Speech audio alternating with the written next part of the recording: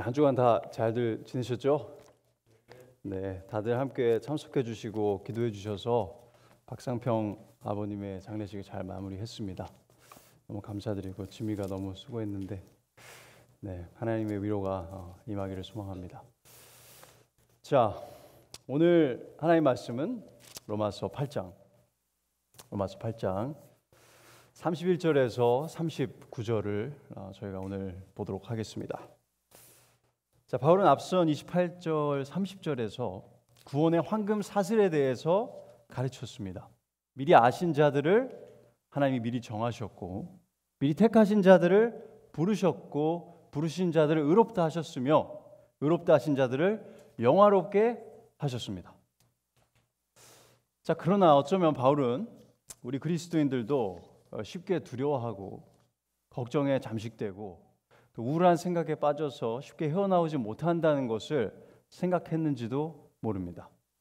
그래서인지 바울은 우리의 구원이 황금 사슬로 연결되어 있다라는 것을 전하자마자 우리 마음속에 요동치는 불안과 두려움을 꾸짖기라도 하는 듯 부푼 감격으로 31절부터 이렇게 말하고 있습니다.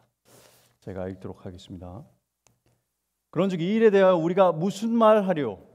만일 하나님이 우리를 위하시면 누가 우리를 대적하리요? 자기 아들을 아끼지 아니하시고 우리 모든 사람을 위하여 내주신 이가 어찌 그 아들과 함께 모든 것을 우리에게 주시지 아니겠느냐? 누가 능히 하나님께서 택하신 자들을 고발하리요? 의롭다 하신 이는 하나님이시니 누가 정죄하리요? 죽으실 뿐 아니라 다시 살아나신 이는 그리스도 예수시니 그는 하나님 우편에 계신 자요 우리를 위하여 간구하시는 자시니라. 누가 우리를 그리스도의 사랑에서 끊으리요? 환난이나 곤고나 박해나 기근이나 적신이나 위험이나 칼이랴. 기록된 바 우리가 종일 주를 위하여 죽임을 당하게 되며 도살당할 양같이 여김을 받았나이다 함과 같으니라. 그러나 이 모든 일에 우리를 사랑하시는 이로 말미암아 우리가 넉넉히 이기느니라. 내가 확신하노니 사망이나 생명이나 천사들이나 권세자들이나 현재일이나 장래일이나 능력이나 높음이나 깊음이나 다른 어떤 피조물이라도 우리를 우리 주 그리스도 예수 안에 있는 하나님의 사랑에서 끊을 수 없으리라. 아멘. 자, 그럼 이제 본문을 따라가면서 이 하나님의 사랑에 대해서 우리가 더 깊이 생각해 보는 시간을 가지도록 하겠습니다. 자, 먼저 우리 본문 31절은 이렇게 말하고 있어요. 그런즉 우리가 이 일에 대하여 무슨 말 하리요? 만일 하나님이 우리를 위하시면 누가 우리를 대적하리요? 자, 하나님이 우리의 구원을 꽉 붙잡고 계시는데 우리가 무슨 말을 해야 할까요? 우리가 스스로에게 뭐라고 말해야 할까요?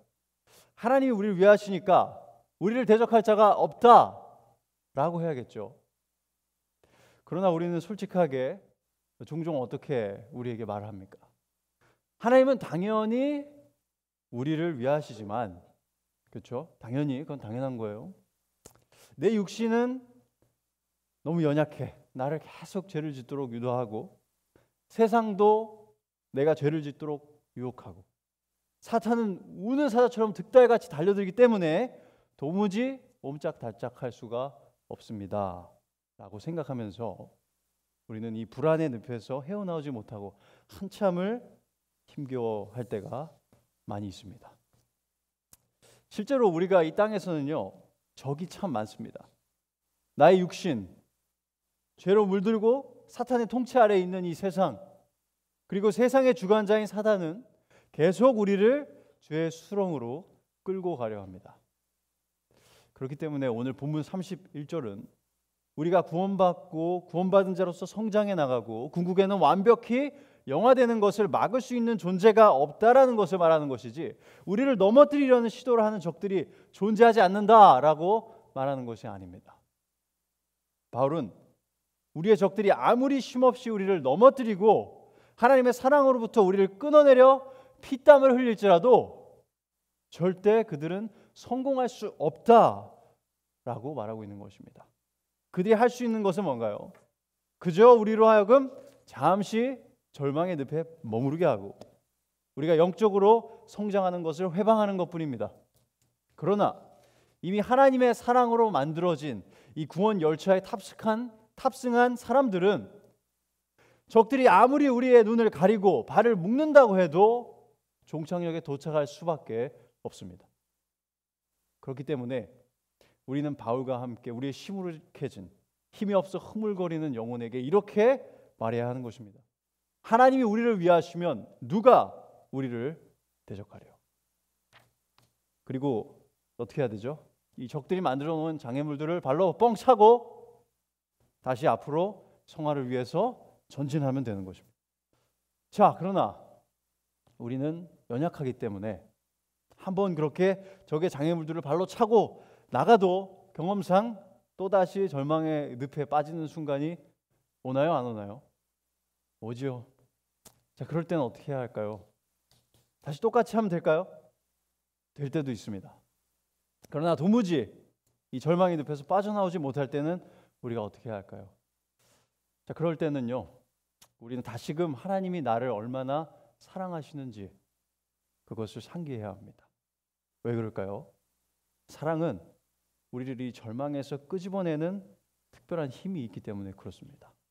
그런 면에서 내가 사랑을 받는 사람이구나 라는 것을 느끼는 것은 절망스러운 마음에 딱 맞는 묘약이라고 할 수 있습니다. 자, 그래서 32절은요 이렇게 하나님의 사랑에 대해서 기록하고 있습니다.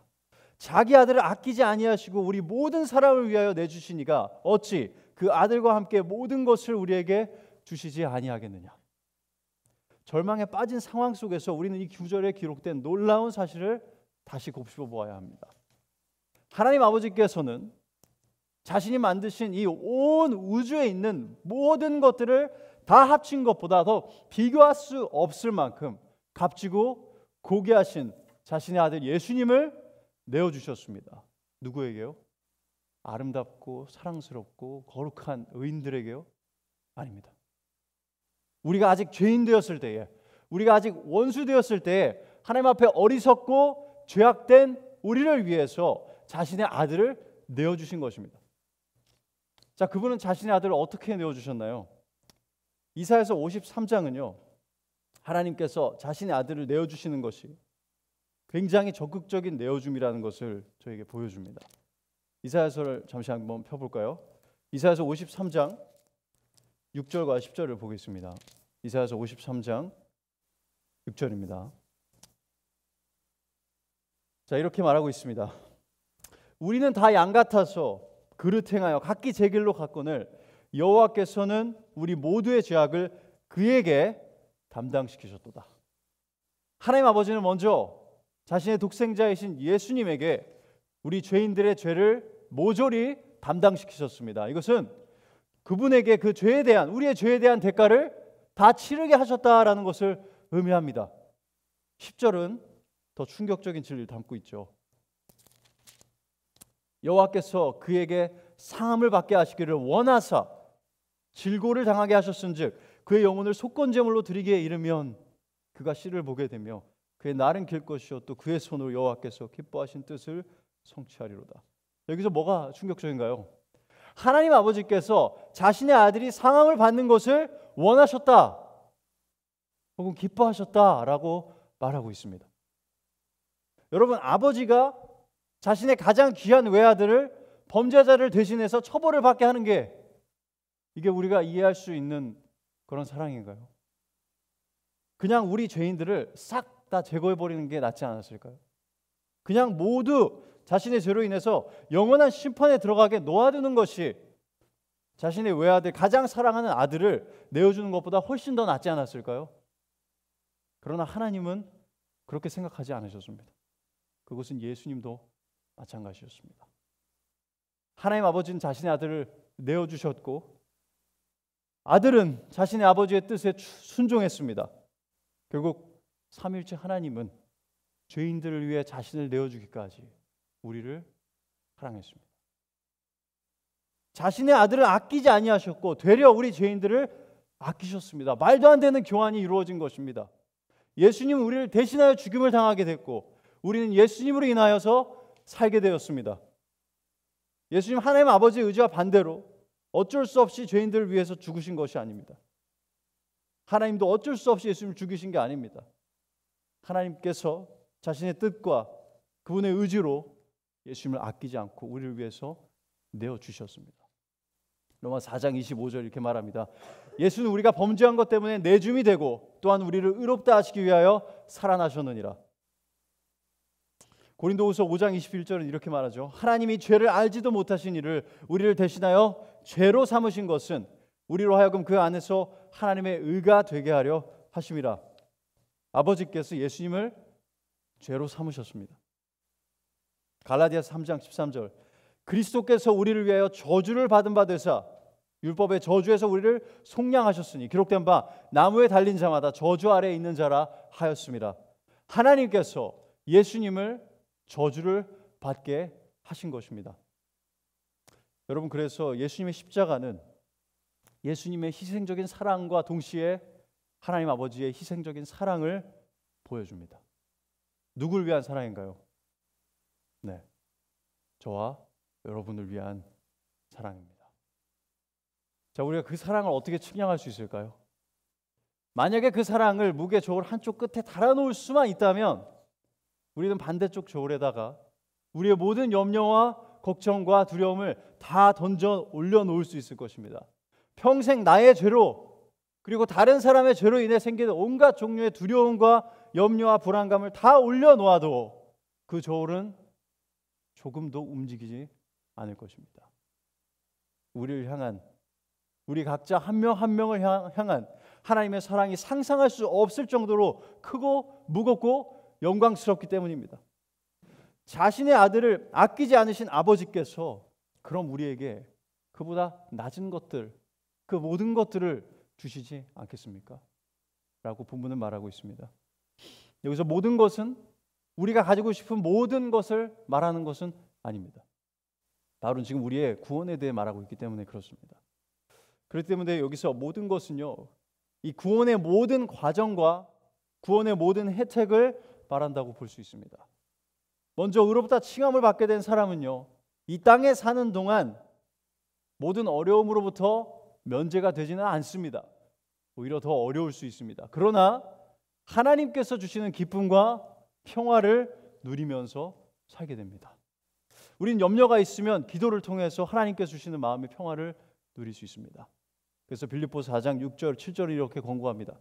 아무것도 염려하지 말고 다만 모든 일에 기도와 간구로 너희 구할 것을 감사함으로 하나님께 아뢰라. 그리하면 모든 지각에 뛰어난 하나님의 평강이 그리스도 예수 안에서 너희 마음과 생각을 지키시리라.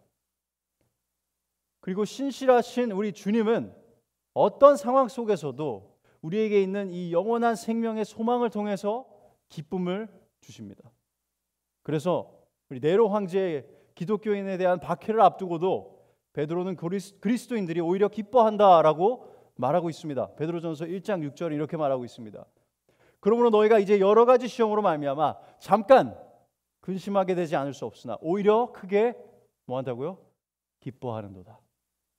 이뿐이 아닙니다. 우리는 예수님을 믿은 그 순간부터 점차적으로 한 걸음씩 예수님을 닮아가게 됩니다. 우리는 내가 짓는 죄들을 계속해서 회개하며 나에게 죄를 지은 자들을 계속해서 용서합니다. 완벽하진 않지만 우리는 한자리에 머물러 있지 않고 더 모든 영역에서 그리스도의 성품을 닮아갑니다. 왜냐하면 하나님께서 우리의 성화를 도우시기 때문에 그렇습니다. 빌립보서 2장 13절 이렇게 말하죠. 너희 안에서 행하신 이는 누구라고요? 하나님이시니 자기 기쁘신 뜻을 위하여 너희에게 소원을 두고 행하게 하시나니. 자, 그리고 마지막으로요, 우리는 예수님께서 다시 오시는 날 새로운 몸을 부여받고 죄의 잔재가 남아있지 않은 거룩한 몸과 마음을 소유하고 영원토록 천국에서 살게 될 것입니다. 우린 기어코 언젠가 외치게 될 것입니다. 사망아, 너희 승리가 어디 있느냐? 사망아, 너희 쏘는 것이 어디 있느냐? 천국에서 예수님께서는 우리의 모든 눈물을 닦아주실 것입니다. 더 이상 애통하는 소리도 아파서 앓는 소리도 들을 수 없을 것입니다. 모든 만물이 새롭게 될 것이고 우리는 그 새롭게 된 새하늘과 새 땅을 누비며 하나님의 영광을 마음껏 드러내며 느끼며 살 것입니다. 하나님에게 열심히 이 모든 것을 이루실 것입니다. 어떻게 하냐고요? 32절 다시 로마서로 돌아오면 로마서 8장 32절은 이렇게 말하고 있죠. 자기 아들을 아끼지 아니하시고 우리 모든 사람을 위하여 내주신 이가 어찌 그 아들과 함께 모든 것을 우리에게 주시지 아니하겠느냐. 그분은 우리에게 모든 것을 주실 것입니다. 왜냐하면 그의 가장 귀한 아들을 내어주셨기 때문입니다. 정말 대단하죠, 하나님의 사랑이. 요즘 많은 심리학 학술지들은요, 부모의 사랑을 받은 아이들이 우울증에 빠질 확률이 현저히 적다라는 사실을 계속해서 밝혀내고 있습니다. 자, 이 같은 사실은 이 젊은 부모들에게는 좋은 기회가 됩니다. 내 자녀를 더 사랑해야겠구나. 그러나 부모의 사랑을 받지 못하고 이미 어른이 되어버린 사람들에게는 더 큰 절망감을 줄 수 있습니다. 그러나 저는 감히 오늘 말씀을 빌어서 여러분에게 이렇게 말씀드리고 싶습니다. 하나님 아버지는 여러분을 사랑하십니다. 그분은 자신의 독생자를 아끼지 않으시고 내어주셨고 여러분과 영원토록 함께하길 원하십니다. 그분은 절대 여러분을 향한 사랑을 거두지 않으십니다. 끝까지 영원토록 여러분을 사랑하실 것입니다. 네, 부모님에게 충분한 사랑 받지 못한 그 영향은 우리 모두에게, 여러분에게 잔재할 것입니다. 그러나 우리를 향한 하나님의 사랑은 우리의 상처 입은 마음을 싸매 주실 것이고 그분의 사랑으로 채워주실 것입니다. 그리고 그분은 우리를 사랑하는 사람으로 만드실 것입니다. 요한일서 4장 7절 8절 이렇게 말합니다. 사랑하는 자들아, 우리가 서로 사랑하자. 사랑은 하나님께 속한 것이니 사랑하는 자마다 하나님으로부터 나서 하나님을 알고 사랑하지 아니하는 자는 하나님을 알지 못하다니 이는 하나님은 사랑이심이라. 누가 그럽니까? 부모님의 사랑을 받지 못한 사람은 우울증에서 벗어날 수 없다고, 평생 그 감옥에서 살아야 한다고 누가 그렇게 말합니까? 하나님은 이렇게 말씀하십니다. 그런즉 누구든지 그리스도 안에 있으면 새로운 피조물이라. 이전 것은 지나갔으니 보라 새 것이 되었도다. 고린도후서 5장 17절입니다. 여러분은 하나님의 말로 형언할 수 없는 비교가 불가능한 하나님의 사랑을 받은 존재들입니다. 그래서 여러분은 새로운 피조물답게, 그리스도 안에 있는 사람답게, 하나님의 사랑을 풍성히 받은 사람답게 다른 사람들을 사랑하며 살 수 있게 된 것입니다. 여러분의 가치는 이 그리스도에게 있다라는 것을 잊지 마시기 바랍니다. 자신의 아들 내어주시기까지 우리를 사랑하신 하나님, 아버지의 사랑이 이제 또 어떤 것들을 함의하고 있는지 본문을 보면서 또 보도록 하겠습니다. 33절은 이렇게 묻고 있습니다. 누가 능히 하나님께서 택하신 자들을 고발하리요? 의롭다 하신 이는 하나님이시니. 자, 너무나 당연한 말이지만 참으로 놀라운 사실이 아닐 수 없습니다. 그리스도인은 이미 의롭다 하심을 입은, 즉 칭의된 자들입니다. 고로 누가 아무리 하나님에게 우리를 고발한다고 해도 우리는 한번 전가받은 예수 그리스도의 그 의를 잃어버릴 수가 없습니다. 자, 그런데 누가 우리를 고발하죠? 요한계시록 12장 10절은요. 밤낮 없이 하나님 앞에서 형제들을 참소하는, 즉 고소하는 존재가 있는데 그것은 바로 사단이라고 말하고 있습니다. 사단은 하나님 앞에서 우리를 고소합니다. 야, 김예준 저놈 저거 하는 꼴을 보라고. 저놈이 어떻게 의롭냐고 하나님께 따집니다. 어떻게 저렇게 더러운 놈을 하나님의 전에 드릴 수 있느냐고 따집니다. 그러나 아무 효과가 없습니다. 의롭다 하신 이가 재판장이시기 때문입니다. 고소를 해봤자 다 기감입니다. 그래서 다음 구절에서 이렇게 덧붙이는 것입니다. 34절입니다. 누가 정죄하리요? 죽으실 뿐 아니라 다시 살아나신 이는 그리스도 예수시니 그는 하나님 우편에 계신 자요 우리를 위하여 간구하시는 자시니라. 누가 정죄하겠냐는 겁니다. 여기서 정죄하다는 것은요, 그냥 우리가 소위 말해서 뒤에서요, 야, 쟤 나쁜 놈이야 이렇게 수군거리고 흉보는 것을 말하는 게 아니라, 여기서 정죄한다는 것은 법정에서 유죄 판결을 내리고 형을 선고하는 것을 말합니다. 누가 우리를 유죄라고 판결하고 형벌을 내릴 수 있겠습니까? 거룩하신 재판자께서 우리의 아버지 되신데 말입니다. 그리고 거기에 더해 우리에게 하나님 우편에 계신 예수님이 계십니다. 그분은 우리를 위해서 대신 죽으셨습니다. 온몸이 부서질 듯한 십자가의 극심한 형벌과 우리의 눈에는 보이지 않지만 하나님 아버지께서 아들에게 마시게 하신 그 진노의 잔을 다 마시고 예수님은 숨을 거두셨습니다. 그리고 그분은 3일 만에 죽음을 이기고 부활하셨습니다. 그리고 그분은 부활의 첫 열매가 되셨고 하늘로 올라가셨습니다. 하늘에 올라가셔서 예수님은 자신에게 맡겨졌던 지상 사역을 마치고 하나님 우편에 앉으셨습니다. 하나님의 우편은 그분의 뛰어난 지위를 뜻합니다. 빌립보서 2장 8절 11절은요. 하나님 아버지가 아들을 높이실 것을 이렇게 증거하고 있습니다. 사람의 모양으로 나타나사 자기를 낮추시고 죽기까지 복종하셨으니 곧 십자가의 죽음이라. 이러므로 하나님이 그를 지극히 높여 모든 이름 위에 뛰어난 이름을 주사 하늘에 있는 자들과 땅에 있는 자들과 땅 아래에 있는 자들로 모든 무릎을 예수 이름에 꿇게 하시고 모든 입으로 예수 그리스도를 주라 시인하여 하나님 아버지께 영광을 돌리게 하셨느니라. 이런 예수님께서 하나님 아버지께서 높이신 그리스도께서 우리의 중보자 되십니다. 그분이 이제 우리를 위해 하나님 우편에서 중보하고 계십니다. 그분은 우리의 대제사장으로서 우리의 슬픔을 몸소 아시는 분입니다. 그리고 그런 예수님께서 우리를 위해서 중보하신다는 것은 참으로 놀라운 감격과 평화를 우리의 마음에 가져다 줍니다. 그러나 여기서 끝이 아닙니다. 바울은 우리를 향한 하나님의 사랑이 얼마나 단단한지를 더 보여주고 있습니다. 35절에서 36절을 읽겠습니다. 누가 우리를 그리스도의 사랑에서 끊으리요? 환난이나 공고나 박해나 기근이나 적신이나 위험이나 칼이랴. 기록된 바 우리가 종일 주를 위하여 죽임을 당하게 되며 도살당할 양같이 여김을 받았나이다. 함과 같으니라. 자, 바울이 뭐라고 합니까? 누가 끊겠냐는 겁니다. 하나님의 사랑에서 우리를. 누가 그 하나님의 사랑에서 여러분을 끊어내어서 분리시킬 수 있느냐라는 겁니다. 그리고 바울은 그리스도인으로서 겪을 수 있는 수많은 이 현세의 어려움들을 나열하고 있습니다. 그리고 이 모든 어려움에도 하나님의 사랑으로부터 우리를 끊을 수 없다라고 선언하고 있습니다. 잠깐 보면요, 환난은 일반적인 고난의 상황을 말하고 곤고는 그러한 환난으로 인한 이 스트레스를 좀 더 강조를 합니다. 박해는 그리스도인으로서 겪는 각종 육체적인 그리고 사회적인 박해를 말하고 기근은 배고픔을, 적신은 벌거벗음을, 위험과 칼은 다양한 형태의 육체적인 위협을 뜻합니다. 그리고 여러분도 이미 짐작하셨겠지만 바울은 지금 자신의 경험에 빗대서 말을 하고 있습니다. 고린도 후서 11장 23절 이하에서 바울은 자신이 겪은 고난을 이렇게 기록하고 있습니다. 그들이 그리스도의 일꾼이야 정신없는 말을 하거니와 나는 더욱 그러하도다.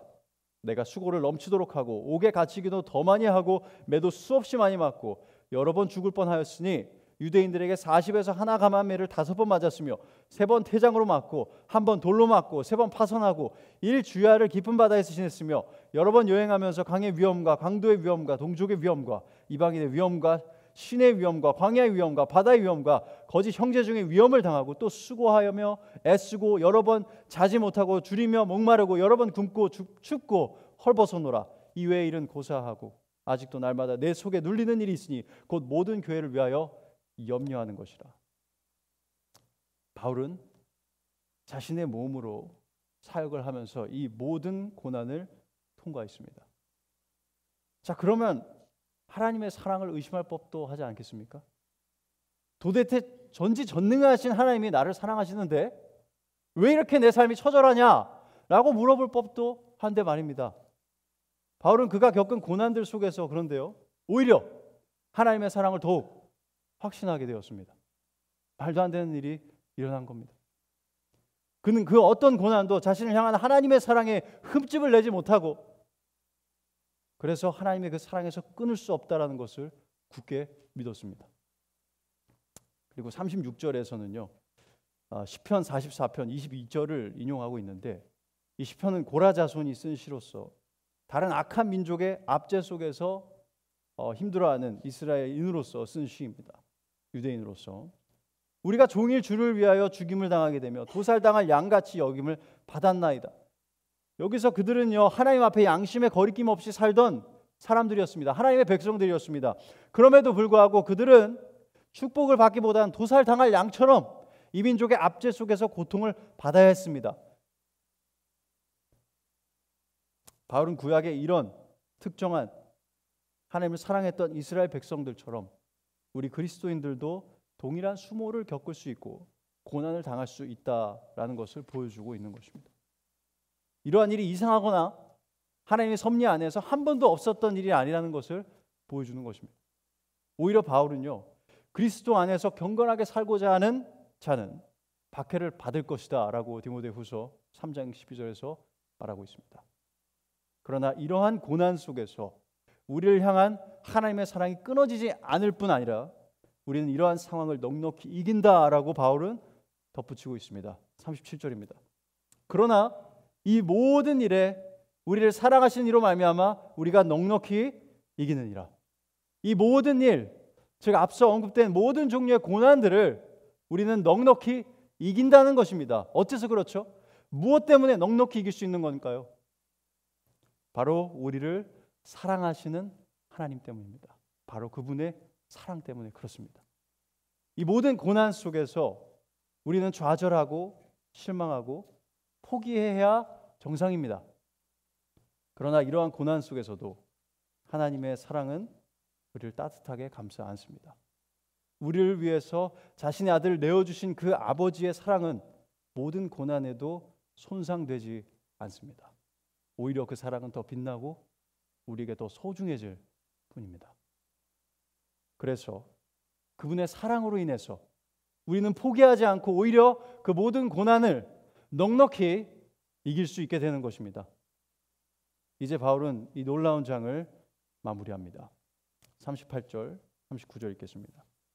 내가 확신하노니 사망이나 생명이나 천사들이나 권세자들이나 현재일이나 장래일이나 능력이나 높음이나 깊음이나 다른 어떤 피조물이라도 우리를 우리 주 그리스도 예수 안에 있는 하나님의 사랑에서 끊을 수 없으리라. 확신한답니다. 고난들뿐 아니라 이 세상에 존재하는 그 모든 창조물 모두가 다 덤벼들어도 우리를 하나님의 사랑에서 끊을 수 없다고 말합니다. 그래도 아마 죽음의 문턱에서는 생각이 바뀌었지 않겠습니까? 사역하는 기간 동안 고생했으니까 말년에는 좀 편안하게 지내야 하는데 이게 웬걸? 지하 감옥에 갇혀서 죽는 날만을 기다리는 신세가 되었으니 분명 바울은 이제 정신을 차렸을 겁니다. 그렇죠? 그렇지 않습니다. 바울은 여전히 죽음의 문턱에서도 동일한 확신을 가지고 있었고 심지어 자신의 제자를 격려하고 있습니다. 디모데후서 1장 12절은 이렇게 증거합니다. 이로 말미암아 내가 또 이 고난을 받되 부끄러워하지 아니하면 내가 믿는 자를 내가 알고 또한 내가 의탁한 것을 그날까지 그가 능히 지키실 줄을 확신함이라. 바울은 여전히 확신했습니다. 하나님은 신실하시고 그분의 사랑은 변함이 없으며 그분이 시작하신 구원의 놀라운 역사를 끝까지 이루실 것을 말입니다. 자, 이제 말씀을 마치겠습니다. 오늘 본문은 우리에게 참으로 놀라운 진리를 선사해 줍니다. 하나님은 우리의 편입니다. 하나님은 우리에게 당신의 아들을 내어주시기까지 사랑하셨고 하나님은 우리의 재판장으로서 우리를 당신의 품으로 인도하실 것입니다. 그 어떤 환난도 세상에 존재하는 그 어떤 것도 우리를 하나님의 그 가늠할 수 없는 사랑에서 끊어내지 못합니다. 그런데 여러분 이거를 뒤집어 생각하면요 참으로 두려운 사실입니다. 만약 여러분이 아직 죄를 회개하지 않았다면 아직 예수님을 구주로 믿지 않는다면 말입니다. 하나님은 여러분의 적입니다. 하나님은 여러분을 심판하실 것입니다.